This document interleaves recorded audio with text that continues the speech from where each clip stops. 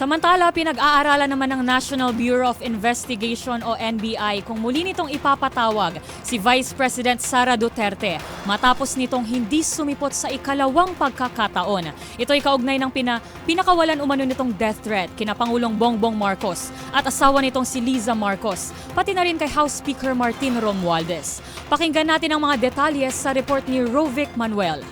Pag-aaralan pa rin ng National Bureau of Investigation o NBI kung ipatatawag pang muli si Vice President Sara Duterte sa hearing kaugnay ng kaniyang death threat kay Pangulong Bongbong Marcos at ang banta umano sa kaniyang buhay. Ito ay kasunod ng pagkumpirma ng bise kanina sa pamamagitan ng kaniyang lawyer na hindi ito muling makadadalo sa pagdinig dahil sa ito ay may dadaluhan umanong Thanksgiving party. Sa panayam ng DZRH kay NBA Director Jamie Santiago, kasalukuyan na umano nilang tinitimbang kung justifiable nga ba ang dahilan ng bise sa ikalawang beses nitong hindi pagdalo. Sa tingin niyo po ba justifiable yon yung party? Yun pong pagpapadala niya ng sinasabi niya magpapadala na lang siya ng Abogado. kanyang affidavit. Affidavit. Opo, sasagutin yung mga iniisip naming katanungan ay okay na po yun.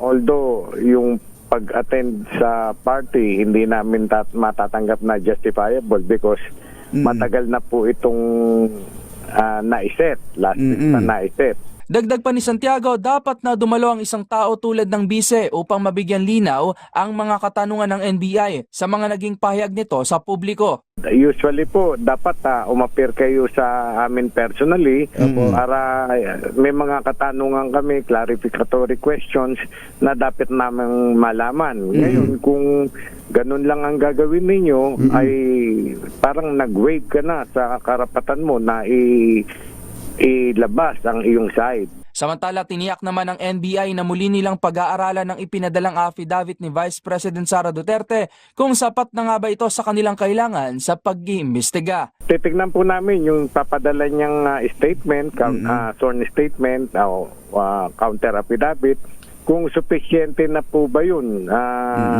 masasagot yung mga nasagot yung mga gusto naming katanungan sa kanya.